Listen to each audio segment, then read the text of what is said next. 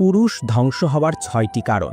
Number ১, যে পুরুষ নিজের স্ত্রীর সাথে রাগ আর জেদ করে সে বুঝে না ভালোবাসা কখনো জোর করে টিকে না। রাগে বলো না এমন কিছু যা পরেও তোমাকে কষ্ট দেবে। নাম্বার ২, যে পুরুষ স্ত্রীর সাথে তর্ক করে সে ভুলে যায় সংসার মানে জেতা হারা না, সংসার মানে বোঝাপড়া। প্রতিটি তর্কই সম্পর্ককে একটু করে দূরে ঠেলে দেয়। নাম্বার ৩, যে পুরুষ স্ত্রীর রূপ নিয়ে সন্তুষ্ট থাকে না সে কখনো সুখী হতে পারে না। রূপ একদিন ম্লান হয় কিন্তু মনের সৌন্দর্য সারা জীবন পাশে থাকে। নাম্বার ৪, যে পুরুষ স্ত্রীকে ইনকামের খোঁটা দেয় সে নিজের পুরুষত্বকেই ছোট করে ফেলে।